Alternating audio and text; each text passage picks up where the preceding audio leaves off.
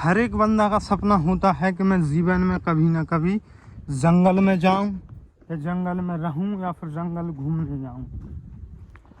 तो ये बात सपना के हिसाब से सही है।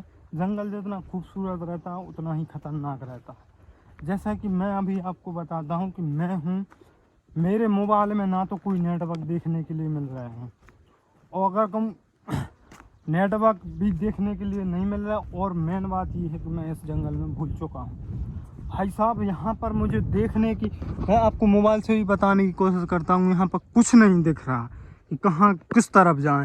केवल अकेले सूरज नारायण दिख रहे हैं, तो उनके दिखने से कुछ नहीं होगा।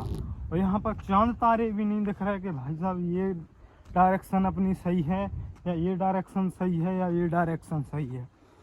तो टोटली अब मुझे जो सफ़र करना पड़ेगा 4-5 घंटे का मेरा सफ़र होगा। और 4-5 घंटे में मुझे खुद नहीं पता कि मैं कहाँ पर जाकर लगूंगा और कहाँ पर जाकर लगने वाला हूँ।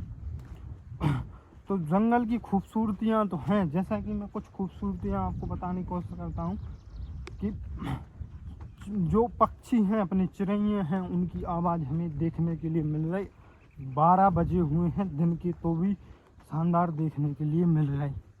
जैसा कि मैं कुछ देर रुकता हूँ और आपको आवाज़ सुनाने की कोशिश करता हूँ।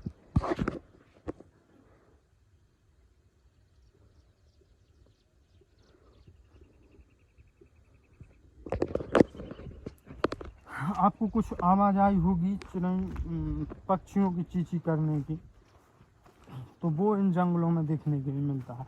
और दूसरी बात मेन क्या है कि बाज यहाँ पर देखने के लिए मिलता है हमें, क्योंकि बाज अक्सर आज से 20 साल पहले 20 साल पहले ही चले जाओ तो 20 साल पहले हम जहाँ पर इंसान रहते थे वहाँ पर बाज देखने के लिए मिल जाता। अब वहाँ पर कंडीशन ये आ गई कि हम इंसान रहते हैं बाज देखने के लिए मिलता है, लेकिन रेयर कंडीशन में देखने के लिए बाज मिलता है। हर वक्त बाज देखने के लिए हमें नहीं मिलता। तो यहाँ क्या है, जंगल में काफ़ी ज़्यादा हमें बाज देखने के लिए मिलते हैं। तो मेन चीज़ क्या है कि बाज जो मतलब अपने गुरु गोविंद सिंह थे, उनके भी मेन पक्षी था वो बाज।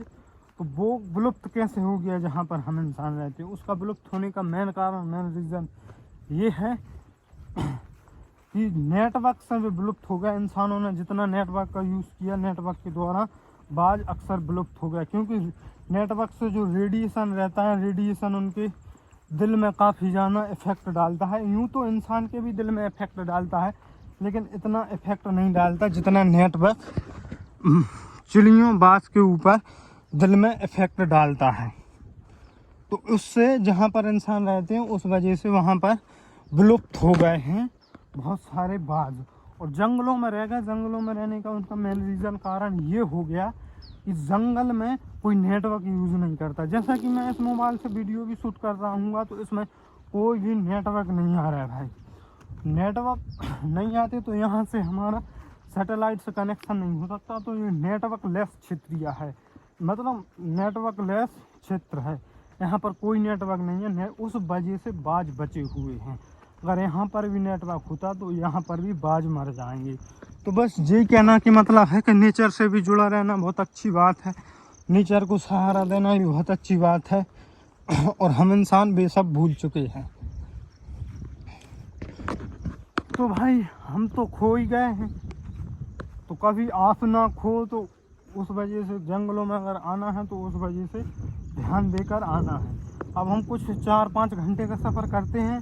अगर हमें कहीं बस्ती मिलती है तो हम आपको दिखाने की ज़रूर कोशिश करते हैं और वीडियो करते हैं यहीं पर अंदर।